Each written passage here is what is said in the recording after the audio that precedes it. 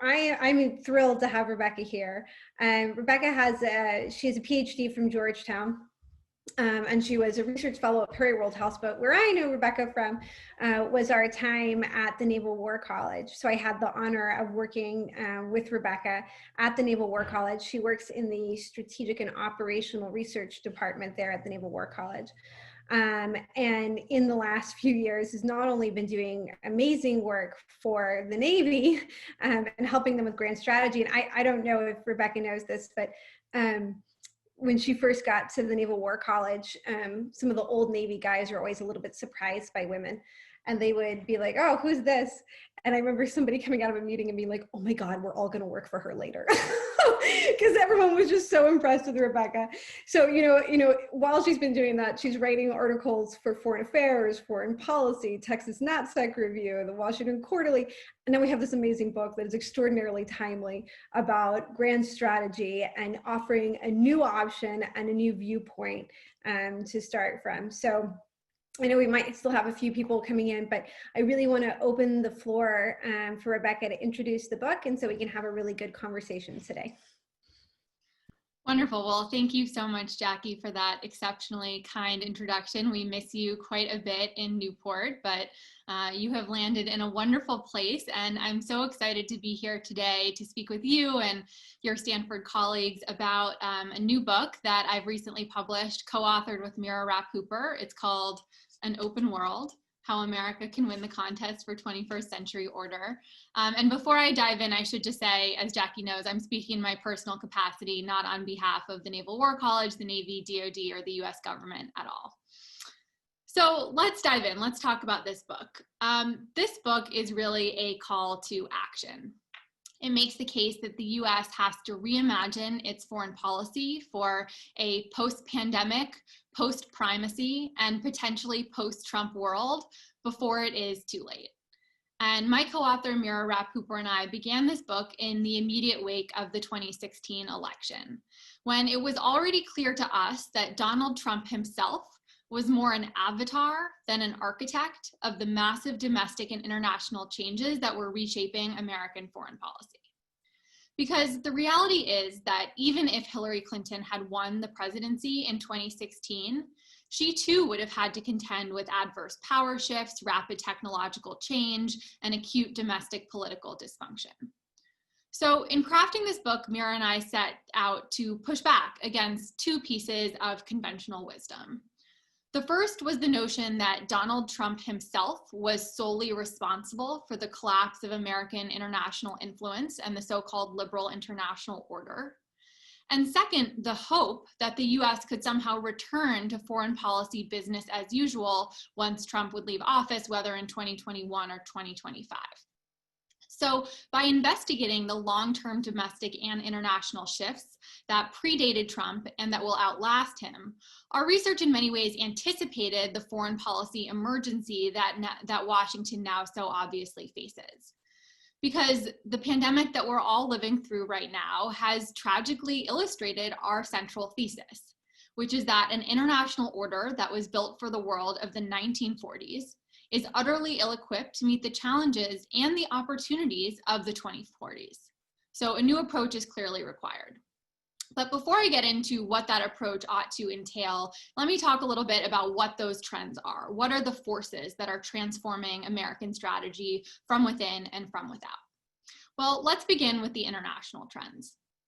American primacy was waning even before COVID, as West-to-East power shifts and technological change were fueling China's rise and undermining a US-led international order that simply no longer reflected the global distribution of power. Fueled by several decades of rapid growth, China's economy is now the world's largest by some measures, and its military has expanded in parallel. This means, quite simply, that the United States is no longer the world's sole superpower. And while China has risen within the US-led order, it now seeks to revise that order to better reflect its own power and preferences, whether in the South China Sea or at the World Trade Organization. And meanwhile, the existing order is becoming increasingly outmoded due to rapid technological change, which requires new forms of international governance. For example, there are no meaningful global rules for cyberspace, like restrictions on attacking critical infrastructure in other countries. There are no meaningful global rules for the internet, like how to protect your data when you use a foreign-owned app like TikTok. And there are no meaningful global rules for AI and automation, like limits on autonomous weapons in warfare. So these two trends actually intersect because as technology and technological governance becomes a central theater of great power competition, China is setting out to write global rules that protect its domestic model of techno-authoritarianism and that advance its commercial interests globally, while the US is simply struggling to respond. But in crafting this post-primacy, post-pandemic, and potentially post-Trump approach, the US also faces some really significant domestic challenges. And these are challenges that may actually prove more determinant of America's future international position than the international forces I just mentioned. Because even before this pandemic, domestic political dysfunction was holding hostage American foreign policy, among many other ill effects. And it was becoming unclear whether the US could actually harness its own technological base for national purposes. And this comes down domestically to a phenomenon known as partisan polarization, something I know that Ken Schultz and others at Stanford have looked at quite closely. And the sorting of Americans into two opposing blocs, Democrats and Republicans, has many pernicious consequences, but some of them are specific to foreign policy. With Americans and American lawmakers and elites so opposed to each other, it makes it much harder to do long-term strategy development and execution. It creates dramatic swings whenever the White House changes hands between Democrats and Republicans at a time when foreign policy really calls for consistency. And it encourages political leaders to back irresponsible policies without fear of recourse from their loyal political bases. It also in many ways makes manifest the fissures in the American polity to foreign governments who might seek to exploit those fissures as through election interference campaigns, while undermining the United States' ability to respond and defend against those attempts at election interference, precisely because nobody wants to defect from the party that, that foreign governments have intervened to help. And we've seen this on really broad display ever since 2016, when we know Russia intervened to help Donald Trump, and in many ways Republicans in Congress and his administration have declined to really crack down on that behavior, knowing that it benefited the president. Something, of course, we're seeing again in this election year. At the same time, though, we also see the United States operating well below its capacity as a matter of technology. The US has chronically underinvested in research and development and basic science, with R&D levels from the government dipping far below their Cold War peaks, which have led technology companies to chase market share overseas instead of aligning with the national interest, at the same time as the US government really lacks the tech knowledge and talent that's required to oversee technology companies, to regulate them, and to leverage commercial technologies for national security applications. And over the past year, we've seen that in many ways, COVID has shown that our domestic underinvestments are even graver than we knew, as we have paltry federal stockpiles of medical equipment, poor state and local capacity, and we're so domestically riven that even life-saving masks have become politicized. So in total, this amounts to a pretty consistent picture of a country that is still very powerful by many metrics, whether GDP, military power, our alliance system, our domestic innovation base, but it's performing tragically below its own capacity. And what this means is that the liberal international order that the US pursued in the wake of the Cold War is simply no longer sustainable. International orders always change when power shifts, and power has been shifting for quite a long time now. So we need to really grapple with this reality if we are to chart a new way forward.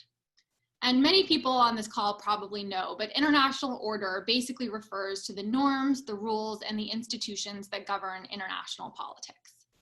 And orders always reflect the preferences of great powers. And the liberal international order that the US pursued after the Soviet Union fell is just one form of possible order that has roots in sort of Wilsonian internationalism and really was born in the wake of World War II, as the United States and the victorious allies set out to craft a post-World War II order.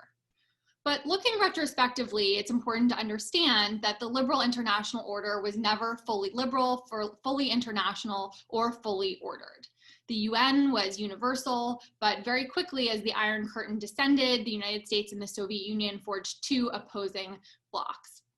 And so it was really only with the collapse of the Soviet Union that the liberal international order and that concept surged to prominence, as it seemed for the first time that the unrivaled United States really could push out liberal markets and liberal politics to all corners of the world. But if it wasn't obvious before COVID, it's pretty clear now that American primacy is over, China is continuing its ascent, international power is diffusing. And so the international order simply cannot endure as it was. So our book turns to the question of what comes next. And we argue that the United States should shift from this liberal universalist strategy to the idea of openness as the guiding principle of its grand strategy and approach to international order. An openness strategy would allow the US to secure its dearest interests and values, even though it has lost military and economic primacy. And before I go into the details of what exactly an openness strategy would entail, let me just highlight a few ways in which it departs from liberal universalism.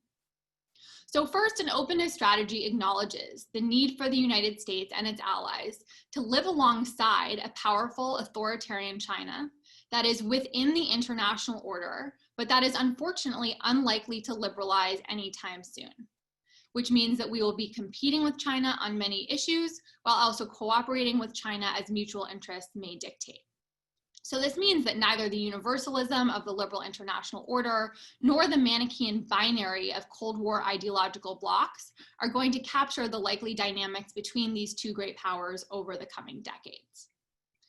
Second, an openness strategy recognizes that the US does not need to dominate the world or to engage in regime change, armed or otherwise, to preserve its safety, security, and prosperity. But what it does need to do is rally other countries behind a shared ordering vision. And third, in rallying those countries behind a shared vision for openness, our strategy seeks to include liberal as well as illiberal states, understanding that states' preferences for order are not strictly coextensive with their regime type. Put simply, in a post-primacy world, the US cannot afford to be picky about its partners, and democracies cannot be relied upon to support openness in all domains. So we might think about partnering with some democracies like India on some elements of openness, even as they might oppose openness in other ways, just as we might partner with mixed regimes like Singapore or Vietnam as crucial partners for openness, at least as it relates to, for example, keeping the security order in the South China Seas free and open. So what exactly does an openness strategy entail? Its central objective is to keep the world open and to promote interactions between states of the same kind. That means first, that all states should be able to make free and independent political choices without foreign interference in their domestic decision-making processes or outright domination by a more powerful state. It means second, that international waterways, airspace, and outer space must all remain open and accessible for commercial and military transit. So countries like China should not be able to restrict transit through important areas like the South China Sea. And third, openness means that global cooperation and trade should proceed through international institutions that are governed transparently and modernized for 21st century challenges. And in surveying those core objectives, it becomes clear that there's really only one country that both has preferences for closure and the means to achieve that closure, and that country is China. China has the ability to achieve closure in Asia either by outright military domination of some of its regional neighbors, or through subtler 21st century means, like using technology, like digital infrastructure, to dominate or undermine the political independence of other states, limiting the free flow of information or siphoning off data for governmental use. But it's also important to recognize what openness doesn't mean. It doesn't mean that China can't have any influence at all. It doesn't encompass all American interests. And it also doesn't exist without limits because, of course, in some emergencies like the one that we are living through right now, we have to accept some forms of closure as emergency measures. So to put an openness strategy in practice, the US would have to undertake a three-pillared approach. The first is international order modernization. With the liberal international order in our rearview mirror, an openness strategy would set out to rebuild a new one for the 21st century.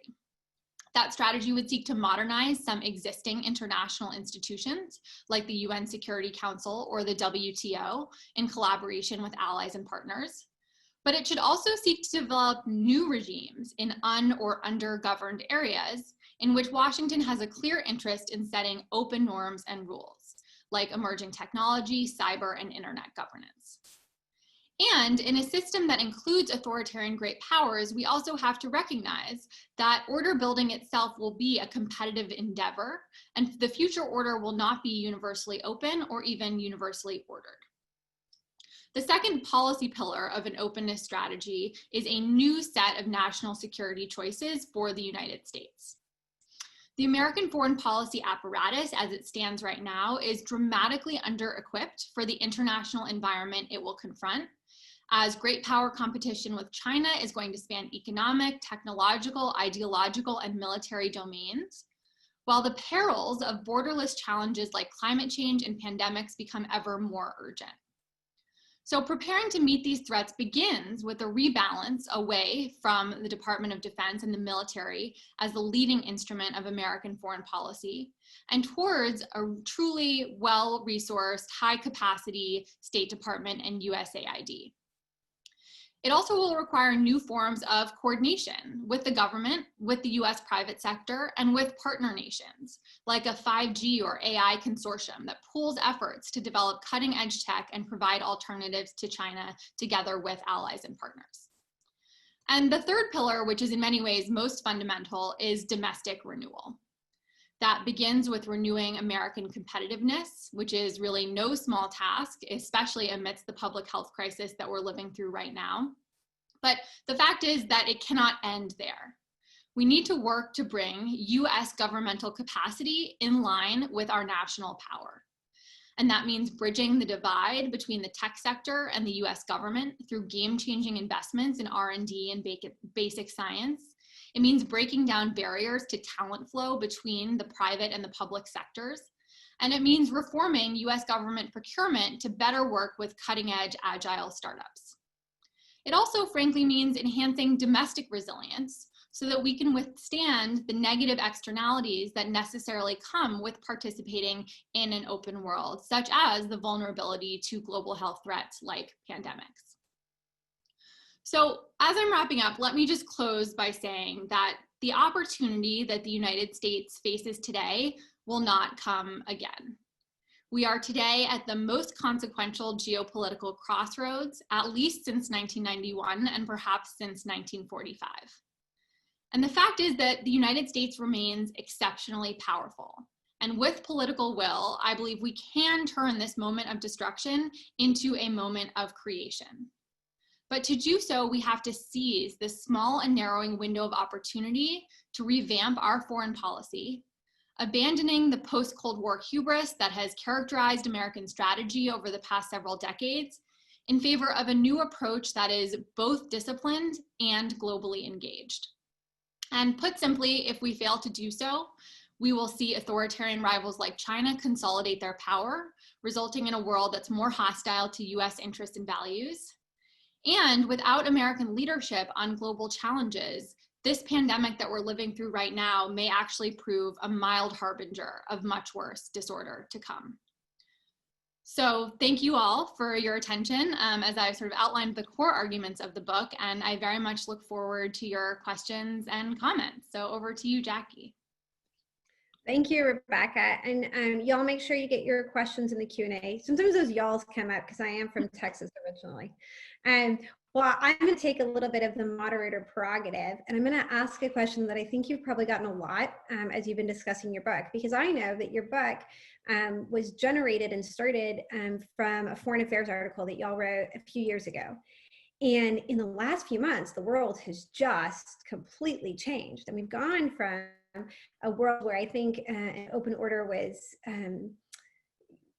not out of the realm of possibility to a world in which we've really turned into these very tiny cells of the smallest autonomous unit possible. So I was wondering, as you think about what would already be like, it's always difficult to implement grand strategy, how you think the pandemic has changed the ability for states like the United States to adopt this strategy, and kind of what you would recommend based on the pandemic about, like, are there things that you would change, maybe that you say, oh, maybe like that's for 5 years later, or are there things that the pandemic has opened up in our opportunities for the implementation of the strategy as you see it? Such a great question, Jackie, and absolutely among the most important ones. And, I think the fact is that COVID has accelerated many of the forces that were already underway and that we do outline in our book. And while it may seem to suggest that we'd actually be safer if we were less connected and less open, what I actually think the experience of this pandemic has shown is the dire need for a modernized architecture of international cooperation. So thinking of COVID as an accelerant, we've seen over the past, over the course of 2020 so far, that, the great power competition between the US and China that we anticipated in our book has grown much more intense, much more quickly.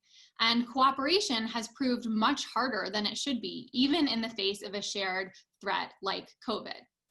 Meanwhile, the institutions and the rules that we've relied upon are just not strong enough to get the job done. And we've seen their failures quite acutely over the past several months. And I think it just gets back to the point that the international order that was built after World War II, that was centered on the UN system and specialized agencies like the WHO, is dangerously outdated. Because in the decades since 1945, international relations have grown much more complex. Decolonization has produced so many new independent nations, and globalization has created deep forms of economic and other forms of interdependence at the same time as technology has advanced rapidly.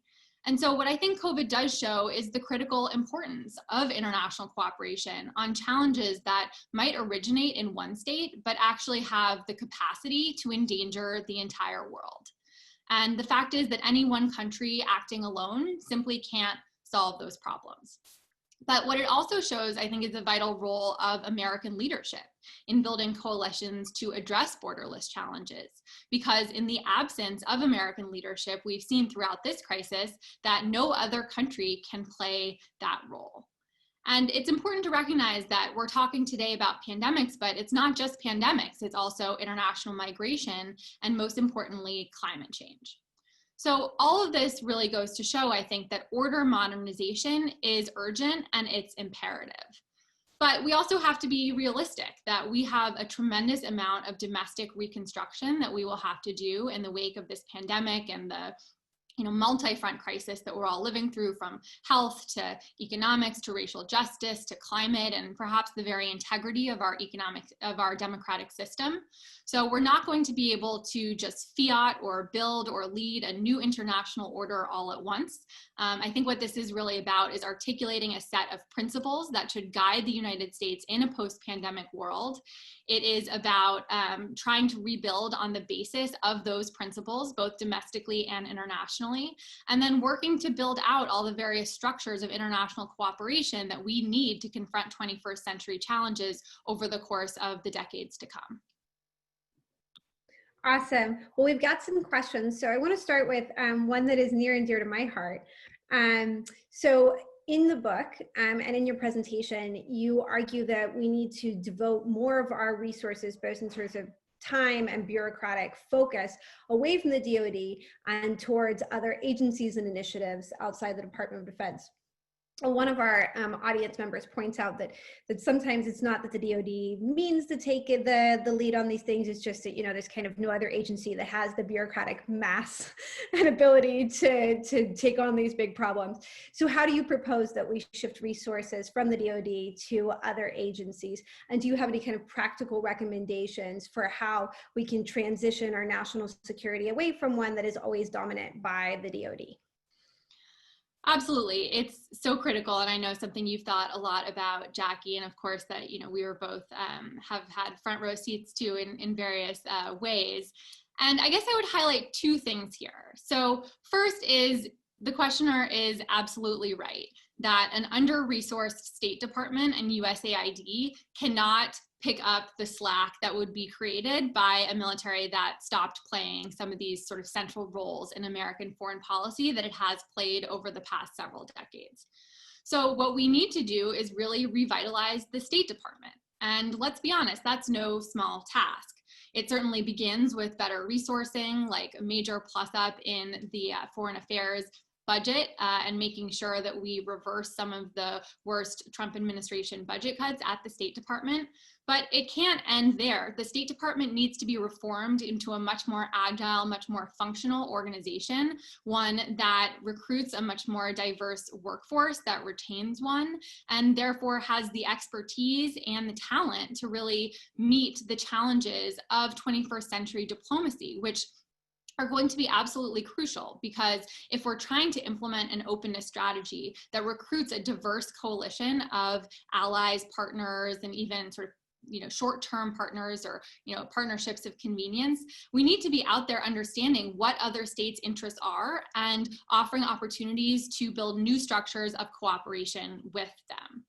But the other part of this is changing how we think about using the military. And part of the reason why the military budget has become effectively cannibalizing so many other forms of US discretionary spending is because we have thought of the military as the leading instrument of American foreign policy and have been at war for the better part of the past 2 decades. And put simply, that needs to stop.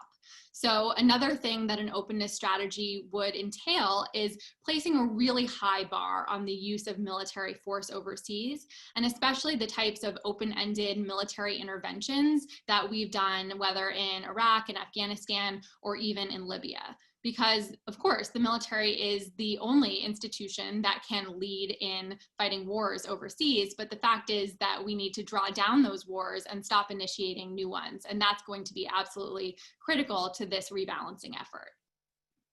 It's funny that you bring up those criteria right now, because I'm finishing a manuscript and I was just writing a paragraph on the Weinberger Doctrine and the criteria that he set out in 1984 for the use of the military, which lasted maybe 7 years, maybe. Not even really. So we've talked a little bit about the pandemic, but there's also a threat here, which is the threat of malign intention from foreign interference, and in particular, the role of both foreign interference and, to be honest, the amplification domestically of fissures within the U.S. population.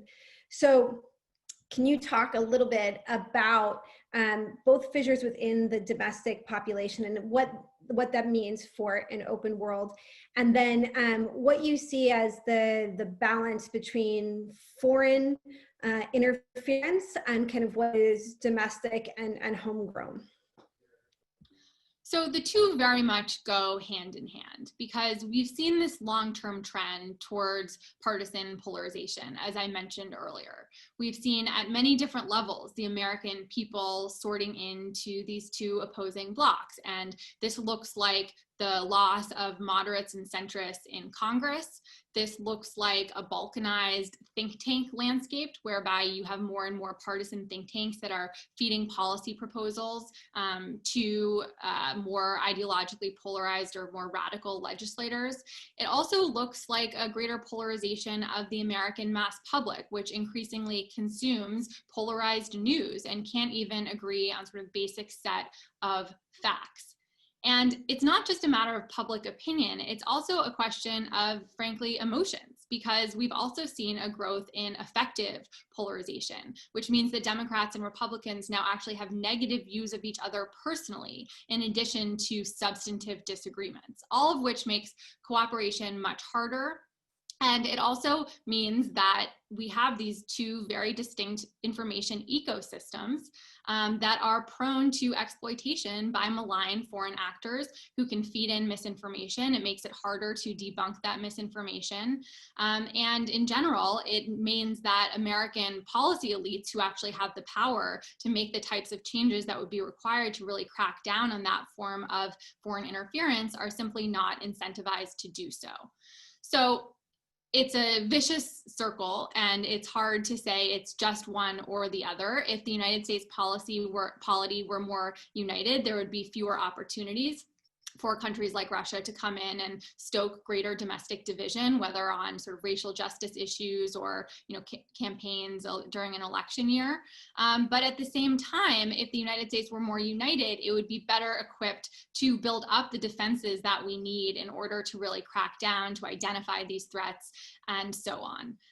So unfortunately, we found ourselves in a really challenging circumstance here, but not one that is completely irresolvable, in the sense that there are things the United States can do to create a better rubric for identifying foreign interference, to create better regulations and mechanisms to work with tech companies to crack down on the use of their platforms, to work more closely with allies, whether via NATO or via the EU, in order to develop shared norms around election interference and coordinate shared responses. So this certainly is not a call for nihilism, but it is a call for realism that this threat of foreign meddling in our political processes is here to stay. It's not just an American problem. We're going to see it all around the world. And so we need to get serious about not treating it just episodically, but systemically. I think a few of our commentators have brought up a theme about bureaucracy and how the bureaucracies within the United States actually make it difficult to implement this kind of strategy. So I want to ask you,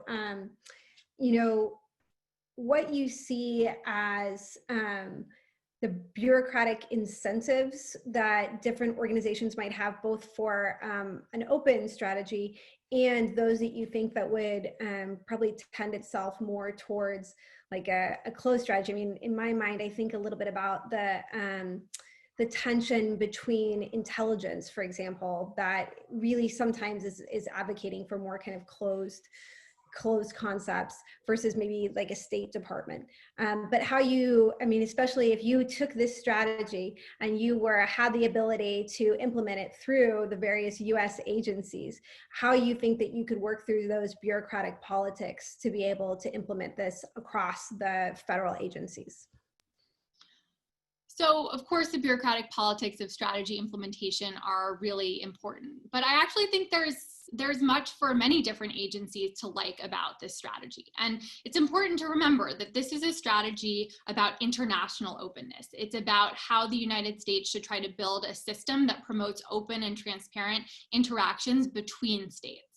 And while the United States is an open society and open societies benefit the most from operating within an open world, this is not a call for the United States to throw open its markets to sort of unfettered neoliberal trade, or to throw open our borders to unfettered immigration at all. And so in that sense, I think across the national security agencies, there are things for people to like. So the State Department obviously will play a really important role in putting forth the diplomatic components of openness and building new forms of multilateralism in these undergoverned spaces, whether that means, rejoining and building upon the Paris Climate Accord, or advocating for new norms in cyberspace or related to AI and other emerging technologies.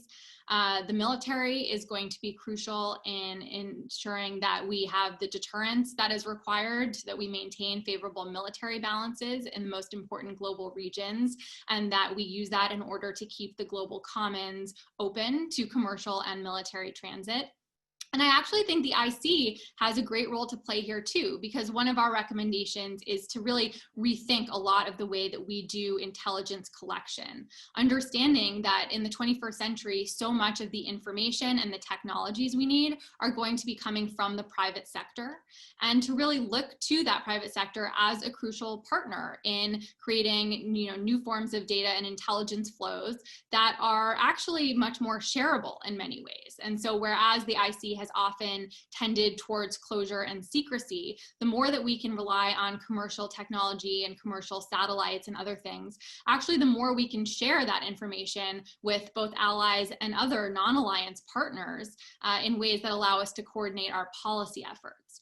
But I also want to say that well beyond the government, a crucial partner in an openness strategy is the private sector. And a lot of what we talk about in the book has to do with narrowing the gap that separates Silicon Valley, where you all are, with the federal government, and trying to turn that into a closer and more functional partnership. That's going to be absolutely crucial at a time when states' ability to harness their domestic innovation bases for national purposes is going to be perhaps the central front in international competition going forward. At the same time, if the US is to provide alternatives to Chinese technology or alternatives to Chinese development funding, it's going to have to work with its own private sector. And I think there's a lot for the American private sector to like in an openness strategy too, because a world in which China is predominant, especially technologically, is a world in which the United States American companies are going to find fewer and fewer commercial opportunities. It's going to be a time when they're more and more subject to potentially odious Chinese regulations, whether that has to do with forced tech transfer or human rights. And so I actually think that, for all the cultural frictions, there's actually a great deal of alignment between America's private sector and its government in terms of trying to pursue this vision of an open international system. Well, now that we are looking to the international system, some of the attendees have questions about how the open strategy would be developed internationally. So disputes over violations, what are the enforcement mechanisms? And I think this really comes down to a question about norm propagation. And if the strategy is built on, or its success is built on the propagation of a norm about openness, how do you foresee that norm developing? So again, it's not just a single norm about openness. It's actually many, many composite norms. And part of what we argue is that actually the future of international order will be pretty fragmented. We're going to see a patchwork structure where there isn't a single value system that is embedded within a single organization that many different states sign on to. It's not that form of norm propagation of the kind that maybe you might have seen through UN efforts to codify R2P, in the 2000s, let's say. This is actually going to be very different because there are going to be some countries that are interested in certain types of openness norms, let's say having to do with open global commons, or even more specifically, let's say keeping the South China Sea or the Strait of Hormuz open. And those might not be the same countries that are interested in open approaches to information flows and sort of approaches to internet governance that are more multi-stakeholder in nature and that oppose cyber sovereignty. So what this is going to entail, I think, is a really agile diplomatic approach whereby the US seizes upon a number of different multilateral venues to set agendas that attract different partners for openness, understanding that we will see different coalitions in different regions or in different domains and on different issues. And so the other thing that's important to understand here is that the United States can, quote unquote, win in achieving an open world without gaining universal adherence to the core principles of openness. For example, an openness strategy is realistic about the likelihood that neither Russia nor China nor many other authoritarian states are going to fully sign on to the idea of openness. But as long as those countries can't actually themselves achieve closure, so long as they can't propagate closed norms that triumph either by design or by default, an open world will still be in the offing, and this strategy will have achieved its core objectives. So to get very pragmatic down to alliance relationships, one of our attendees wants to know what you think the trajectory of Europe and EU relationship would be, especially given the shifting power balance between US and China. So Europe is absolutely a crucial partner in an openness strategy. And not only in sort of pushing back against Russia's attempts to establish some kind of closed sphere of influence in its own backyard in Europe, but also a crucial partner in helping to keep Asia open. So in terms of China, there are considerable opportunities to work with the EU to coordinate approaches to BRI, to advocate for better governance and develop alternatives to Chinese development models in tandem. Europeans are great partners in continuing to support international law in the global commons and also as a matter of human rights. And there's also considerable possibility to collaborate on addressing non-military coercion together with our allies and partners in Europe. At the same time, Europe has to be on the front lines of pushing back against Russia. The United States should be supporting highly capable European allies as they work to improve their own ability to deter and defend against high-end conflict, to thwart Moscow's sub-conventional incursions, and also to avert democratic backsliding amongst EU or NATO nations. Because one of the core wagers of an openness strategy is that the United States needs to dedicate the primary share of its attention to Asia. So to the extent that our European allies and partners can pick up the slack in maintaining favorable power balances and deterrence in Europe, that's going to be really crucial. But allies are also going to be important to affirmative order building. They're going to be at the core of any alternative model of economic or technological governance. And we should really be looking to align our strategies over the long term with Europe on both matters of Asia and matters of Europe as part of a shared global vision. So I want to take a bit of a polemic, or maybe not a polemic, prod a little bit. So it seems to me, as I hear your discussion, it sounds like a really interesting strategy to talk about, especially during an election when there might be a new administration. But I was wondering if you could think about whether this strategy could be implemented under a Trump administration, and what discontinuities or similarities there are between openness and great power competition and anything else that might be under a larger kind of Trump strategy. Absolutely. Well, it's certainly hard to imagine a Trump administration implementing the totality of an openness strategy because several of its core principles are really at odds with the president's own preferences and proclivities. Whereas an openness strategy looks to expand and deepen and transform new elements of multilateral cooperation, Donald Trump is really opposed to participating in international institutions and leading them, as we've seen, everywhere from the JCPOA to withdrawal from the Paris Agreement and the WHO. Whereas an openness strategy puts allies really at the center of our collaborative efforts, Donald Trump has sort of well-known antipathy towards American alliances. And where an openness strategy seeks to modernize a trade regime that continues to promote high standards open trade, the Trump administration has preferred to launch trade wars and really try to negotiate trade agreements bilaterally rather than multilaterally and outside of the WTO framework. So we have to be clear-eyed about the really important divergences.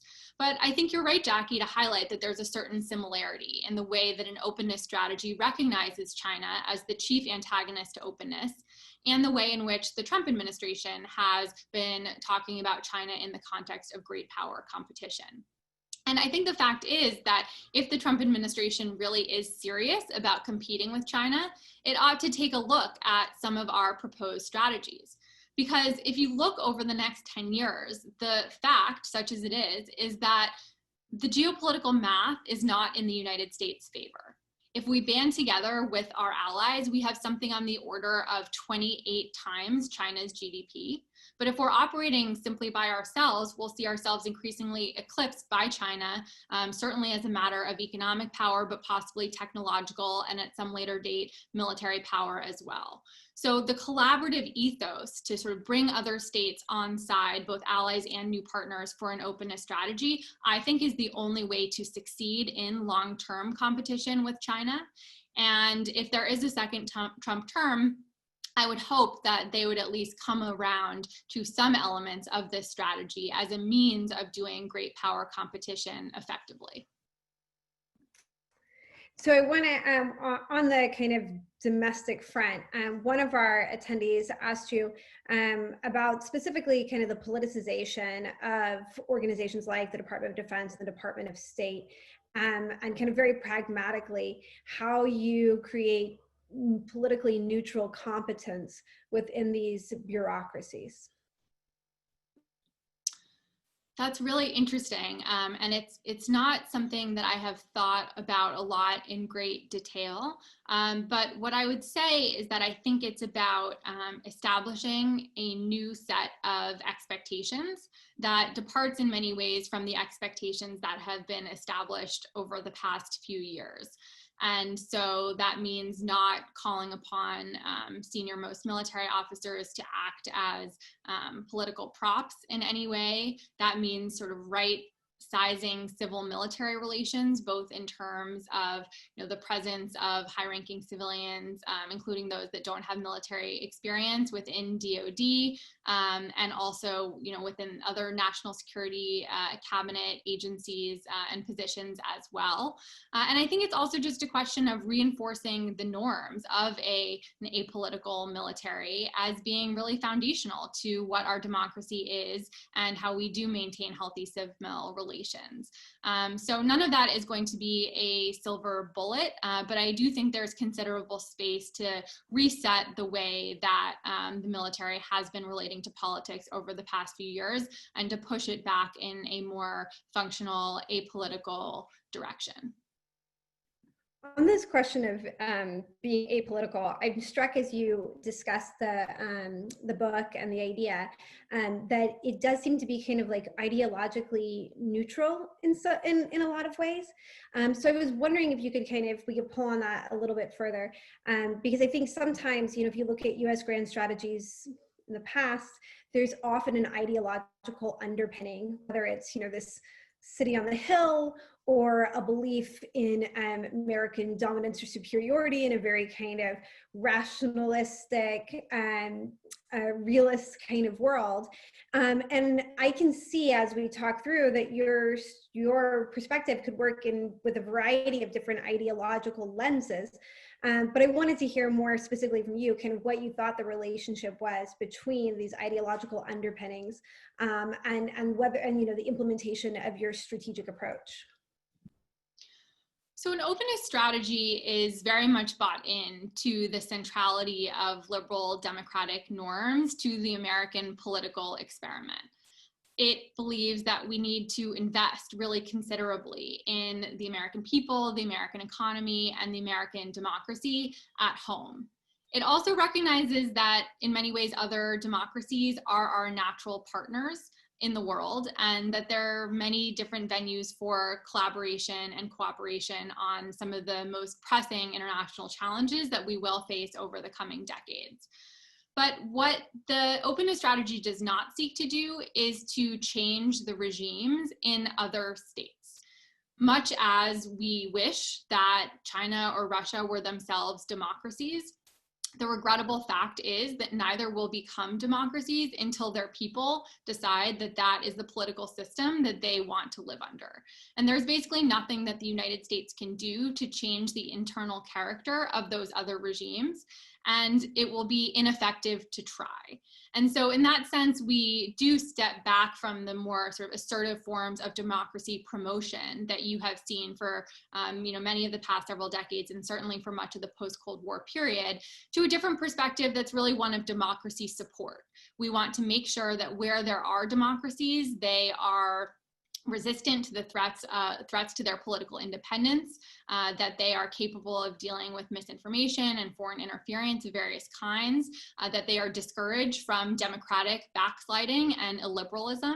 And there's a lot of work to do there. So I think we really just focus attention on those areas where the United States can build up the example of its own democracy and help our allies and partners do the same. Now, that doesn't mean that we have to stay silent when it comes to questions of human rights abuses overseas. An openness strategy would absolutely stand up for human rights in the context of existing international legal agreements. So when the Chinese, for example, crack down on Hong Kong or persecute Uyghur Muslims within their own population, that is in direct contravention of human rights treaties to which they have already signed on. So the United States can call attention to that and can call out those abuses, and indeed should do so, even as it's not trying to actually change the character of the Chinese regime in any more assertive way. I'm going to take, since we're at Stanford, I'm going to take the opportunity to ask you a bit of an academic question, which is, grand strategy has really been the realm of academics. And there is a bit of a debate, both within academia and the scholar practitioner community, about whether grand strategy actually has any lasting effect on the foreign policy or the way states use their militaries or the way they employ or use their bureaucracies. And so I kind of want to hear your response to that, whether kind of grand strategy does exist. And then, you know, for you, where you see the potential frictions are for implementation and preserving a cohesive grand strategy while implementing the day-to-day of normal kind of foreign policy decision-making and domestic governance. So grand strategy does not always exist, but it does sometimes exist. And there can be effective grand strategies and there can be ineffective grand strategies. I think that we, over the past several years, have lived through strategic drift in the sense that even when certain grand strategies have been articulated, for example, in marquee documents like the National Security Strategy or the National Defense Strategy, they haven't really been a reliable guide to policy. But I think we're entering a moment here where grand strategy is just gravely necessary. We've seen the collapse of an old order and its power political underpinnings. We've seen the total collapse of international cooperation at sort of the greatest crisis moment that most of us have seen in our lifetimes. We've seen that international institutions are woefully inadequate to the challenges that we face. And so if there was ever a moment for grand strategy, I think we are in one right now. That doesn't guarantee that the US, however, will develop a grand strategy or develop the right grand strategy. And here I would say we need to be very clear-eyed about the barriers to implementation. Even if there were a president who stood up and endorsed every idea in the book and said this is a really sound, shrewd grand strategy to which we should devote our resources and really reorient accordingly, we would still face an exceptionally challenging domestic environment. And, you know, I mentioned this before, but we're living through something like a five-fold crisis at home, which is going to demand considerable bandwidth of the senior-most figures, to include the president, in any future administration. So that's going to make long-term strategy development and execution exceptionally difficult. So I think grand strategy is gravely necessary. I think there is a tremendous opportunity for the United States to articulate a new approach while it remains quite powerful. And at this time when both domestic and international politics feel like they are uniquely malleable, but it's going to be hard to sustain attention to the implementation of this strategy at a time when there are so many other fires, both literal and figurative, that a president and his senior most advisors are going to have to put out. So we shouldn't be strategic nihilists. Having a framework does matter quite a bit, both to sort of guide American policy and to anchor international cooperation. But simply articulating the core principles aren't going to be enough to actually achieving an effective grand strategy. Well, on that note, I want to just give you one opportunity to we have potentially a new administration coming in, or at least Trump administration part 2, which would be a significant probably changeover. If you had 5 minutes to meet with either future President Biden or President Trump, what would be your, you know, or your 15-second elevator pitch to them about how they should think about the next 4 years of their foreign policy? Well, I think the fact is that the United States has a tremendous opportunity because we remain very powerful by almost every measure. If we don't have the first most powerful economy in the world, we have the second largest economy in the world. We still have the only global military capable of global power projection. We have a tremendous source of engine of domestic innovation at home. We have an unrivaled alliance system. And the fact is, and the dollar remains the dominant global currency, and we have unrivaled centrality to global financial networks. So all of these are tremendous sources of strength, and the US needs to make good on these advantages while we still have them. And that means two things in essence. One is investing in the foundations of these advantages so that we continue to have them in the future, whether that's game-changing federal investments in R&D, basic science, and our tech base at home, or a sound immigration policy that allows us to continue to attract high-skilled immigrants from around the world. and also, frankly, getting COVID under control so the United States can restore its domestic competitiveness without the scourge of a major global health crisis that continues to rage domestically. So that's part one.